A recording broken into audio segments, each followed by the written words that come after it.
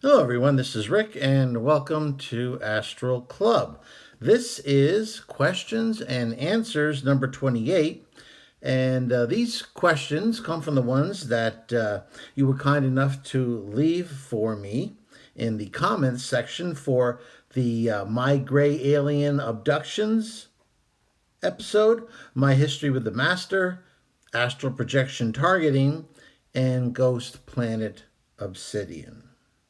Before we get started, real quick, if you're interested in contributing and becoming a contributing member of Astral Club on Patreon, you will find a link in the description. Next up, if you're interested in private astral projection lessons, I'd be more than glad to work with you. If you've never projected before, we can work on getting you to project, overcome fear, and to discuss and review various projection techniques. And if you're an experienced projector, then we can always work on targeting. We can work on extending your projections and improving the quality and the quantity of them. If interested, you'll find that you can get more information in the description by contacting me at the email provided therein. Okay, first question is from Creative 777. If you recall, and all these questions here are based on the My Grey Alien Abduction video. And real briefly, I have a few recovered memories from childhood with abduction information by the abductions by the gray aliens, and I related my stories, two basic stories, in that video. One of the things that happened to me in that video was I overheard the Greys talking about putting some sort of a tracking implant into me, and so I had related that during the video. Anyway, Creative 777 asks, do you still have that implant in your nose? And secondly, why do they abduct and examine people over and over again? Okay, great questions. I don't have the implant in anymore, I believe, because in my early 20s, I was suffering from allergies awfully.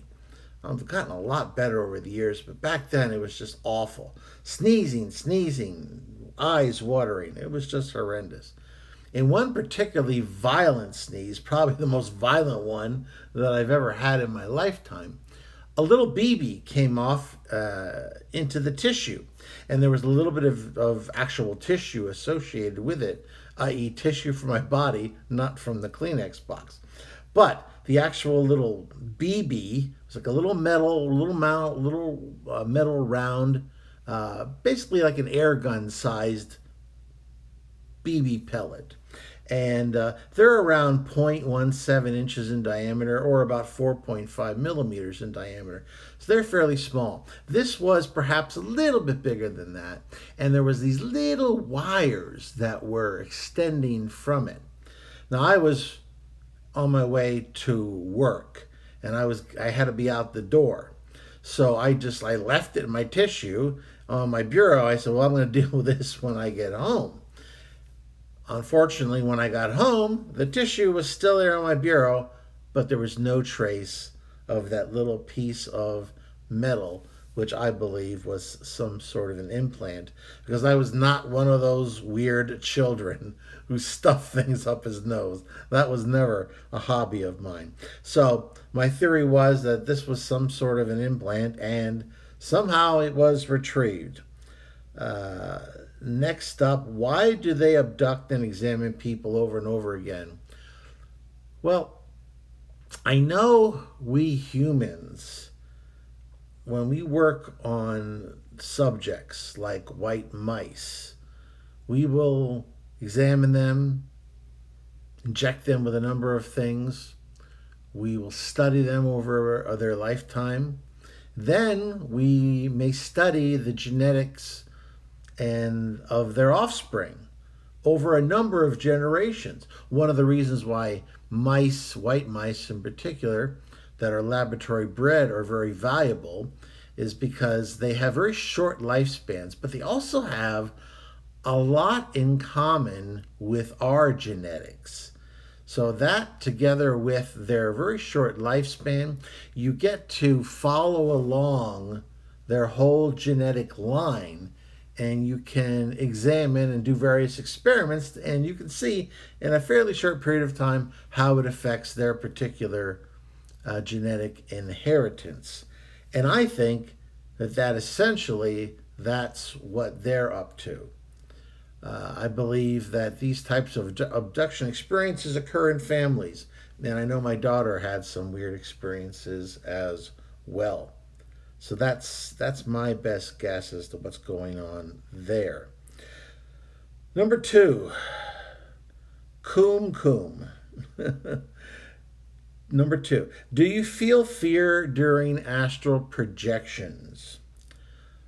I can't allow myself to feel fear or really any strong emotions. And I've cautioned people before, if you feel fear, that is the quickest way to get pulled back to your body. You have to learn to suppress your fear. You have to learn to suppress any extreme emotions, which can be very challenging because the astral, especially the lower astral, is sometimes called the emotional plane for good reason, because emotions seem to be accentuated in this particular spiritual level. So you have to be careful. You have to watch what emotions you experience, because if they become too intense, the automated system will bring you back to your physical body. Number 3, Syrian ask, why were they abducting children? Well, I partially answered that already. I think if they've been monitoring a whole line, a whole genetic line, then it makes sense that children would be part of the experiment. Children are probably also a little bit more easily manipulated than adults are. And those are just my theories there. Next up, my history with the master. That episode, I thought it was valuable because there's been so many new people that have come aboard, and this master situation has developed over the last year. So if you've been aboard with us and watching every week's videos for over a year, you're probably pretty much on board, although you might be a little rusty. And unfortunately, people who've joined sooner than that may not be caught up. So I thought it was valuable to summarize my experiences with the master so that new people who wanted a quick way to catch up could check out that particular video, because I started having people asking me, who's this master guy? So obviously they must be newer people. So that's why I included that particular video. Anyway, number 4, Slow Rajeen ask, how can you tell the difference between positive and negative entities? Good question. If you're experienced in on the astral plane and with telepathy, you have to go with your gut. And if you're dealing with a negative entity, there is a heavy feeling. There is a dark feeling, a depressive feeling, an oppressive feeling. You don't get that from positive entities. You get feelings of joy, positivity, light, love. So you have to be very attuned to that. However, if you're inexperienced, you should just be very cautious about who or what you trust, because new people are fairly easy to fool. So if you're newer on the astral plane, it's better to be circumspect. It's better to be extremely careful about whom you trust, because it could be you could be making a mistake somewhere along the line that might cost you. Number 5, Miles Nuages asks, do people being worshipped in our physical world, like cult leaders, for instance? Although rather than cult, I prefer high control groups. I think it's more accurate that way. Anyway, do these individuals get astral benefits like the master got? For instance, the master was able to stay on the astral plane for an extended period of time without losing energy, because in the worshiping process, he had attracted a large following of people. And as they worshiped him, they granted him energy, and energy flowed into him. So, the answer is, I believe, yes. Hitler said that when he gave his speeches, and before the war especially, where he had the entire crowd in the palm of his hand, he felt elated. He felt that the energy from the crowd came to him in waves and brought him to the edge of ecstasy. So he was definitely getting some energy there. I have, in my own little way, have given talks in business, have given seminars, astral projection, for instance. Whenever you have a large group of people who are very rapt, very attentive, very interested in what you're saying, there's a certain amount of energy exchanged freely in that process.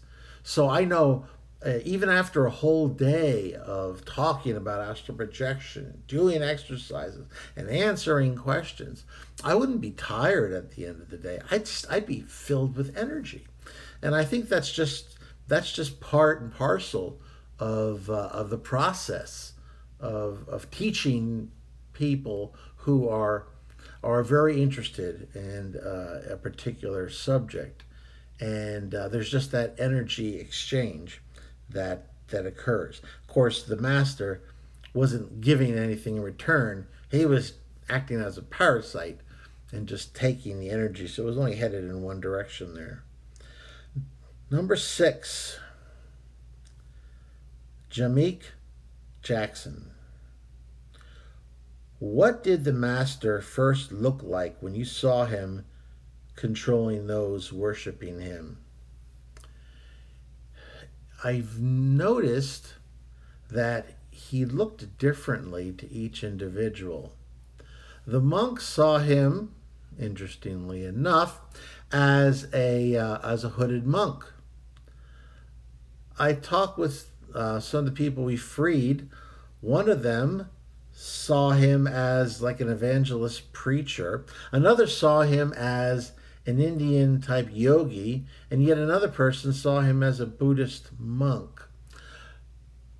So he could obviously be seen by various people in ways that they would be attracted to him. To me, at first, he looked like a king on a golden throne, but then he morphed into something that looked to me like a giant bloated tick, just sucking in the energy. So, who knows? There was a lot of different ways he looked based on who was watching him. Number 7, Robin. Do angels decay on the astral plane? No, they do not. Angels are a completely different species. They have never had physical lifetimes, so they are not in the same level of life as human souls are.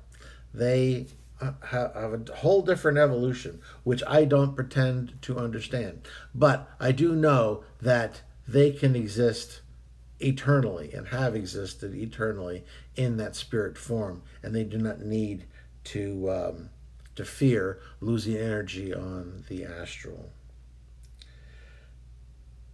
A related question to this, which you might call 7A, is Ricardo Onofre.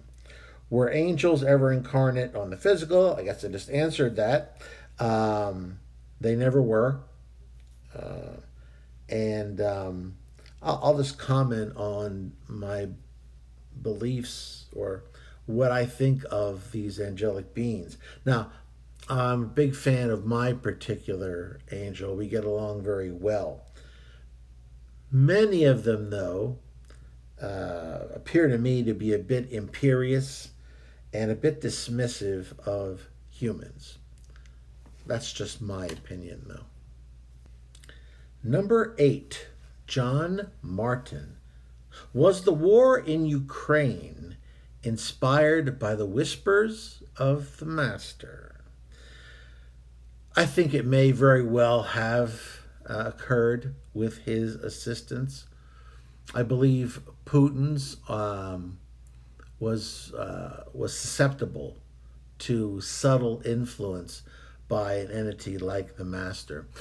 The Master can't force a good person to do something out and out negative and evil, but he can take someone who's already defensive, who's already suspicious, who's already paranoid, and whisper in his ear and push him a little bit over the ledge such that he'll take an action like Russia has taken in the Ukraine, and a lot of very unfortunate destruction has resulted from this action. And unfortunately, it's not just Ukraine. This has rippled out not only throughout Earth and Earth periods of history, all periods of history, but also throughout the galaxy. So this has to be dealt with, hopefully, soon. Number 9. Random person. Can the Greys travel faster than light? Strictly speaking, no. Nothing can travel faster than light because in normal space, it's impossible to travel faster than light.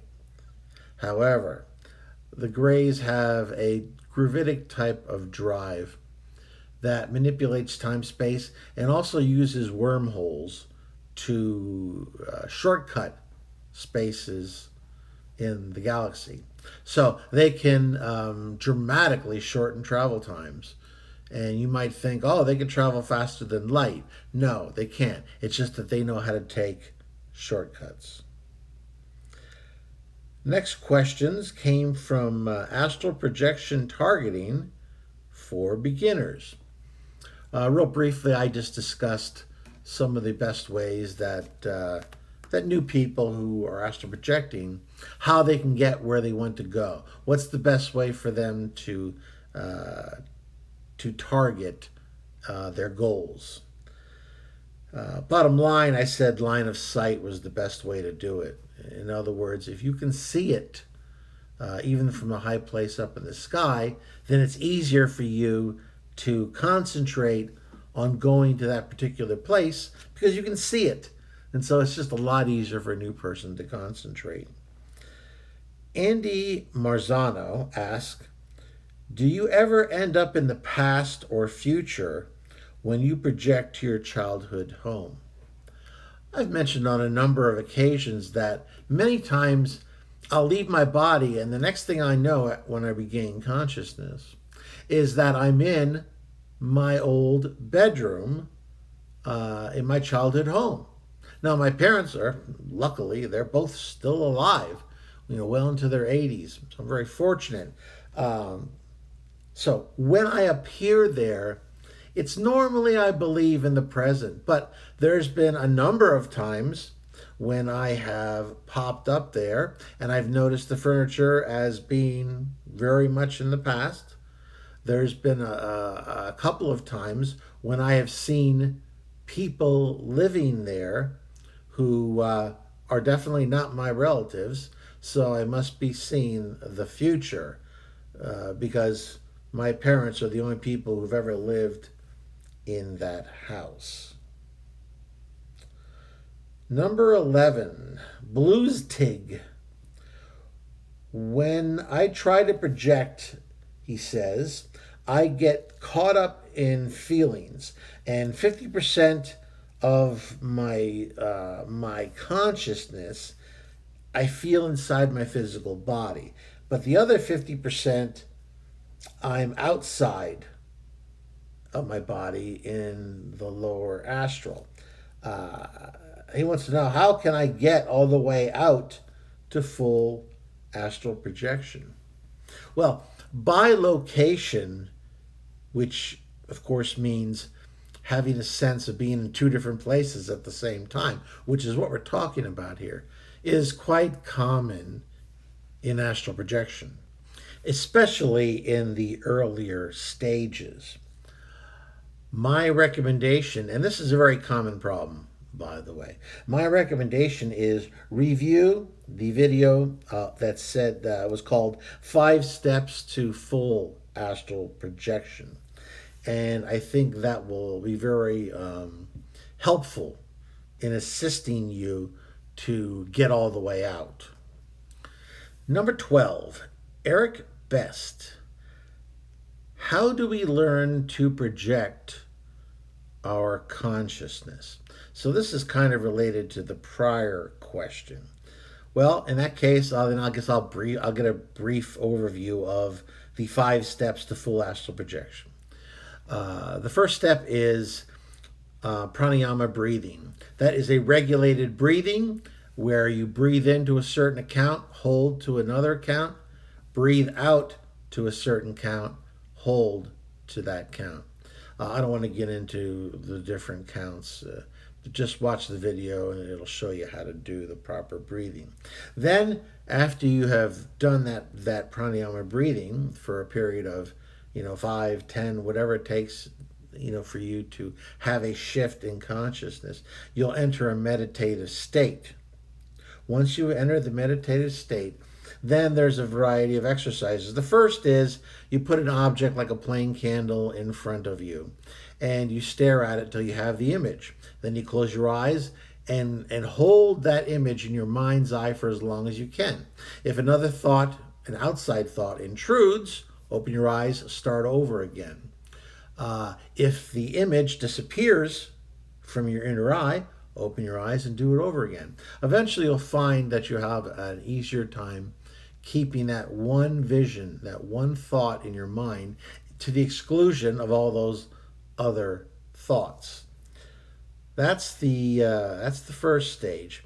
Once you've gotten that down, then you want to project yourself, and this is imagination at this point in time because we're practicing, and that is project your consciousness to something in your room.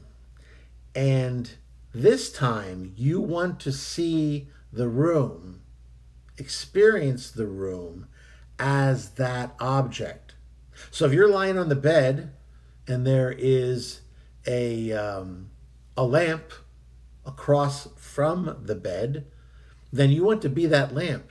And you want to be able to see yourself, see the room from the lamp's perspective.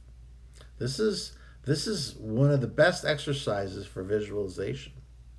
Lastly, when you've got that other part under control, you want to be able to pick a space somewhere in your house. Could be anywhere in your house or even outside your house. But you want to go to just a space, an unoccupied space. We're not using objects as crutches anymore. Now we're talking about spaces. And I want you to be in that space and to be able to report what it's like to see the area from that space. When you're done, you will have sharpened the reflexes you need to get fully out of your body. Because in essence, what you're doing in astral projection is you are commanding your astral body to go and to do what you wish it to do. But you must be 100% certain of what you want to accomplish. And you have to be experienced at that particular exercise If you're not, you'll just muddle along and be half in and half out. And so that's those exercises there, which once again you can find in 5 steps to full astral projection on Astral Club. Can take you through this whole series of exercises. Next up, Ghost Planet Obsidian. Jamik Jackson asked, how do you think that race went extinct? If you recall, on Ghost Planet Obsidian, I wanted to visit a planet that had an abandoned city. And when I got there, I described everything I saw in that abandoned city. I have no idea what happened to that race. They may not be extinct. The Mayan cities, they abandoned many of their cities, but the Mayan people are still around today. For all I know, this was an outpost on a planet somewhere. And for whatever reason, the people went home. Or they went to some other planet. I don't know for a fact they are extinct. I don't know why they left the city. Heck, we had scientists here studying a variety of abandoned cities that were, that were left by the Mayans and the Aztec and what have you. Sometimes we know from history what happened, but sometimes we don't. And there's just mysteries as to why. Scientists say, well, we've studied this for years and we think what happened based on meteorological studies and all kinds of other things we've been able to put together. And we think what happened is there was a dry spell and the cenotes where the water was kept ran dry. And of course, without water, it's kind of hard to have a city. So sometimes they'll make that particular call. But it took them years. I was there for a period of maybe 20 minutes. So I really have no clue. All I can tell you is that it wasn't destroyed. There didn't appear to be any damage of any kind. It's almost like somebody flipped a switch, the city went on auto protect, and the people left. That guess is probably as good as anybody else's.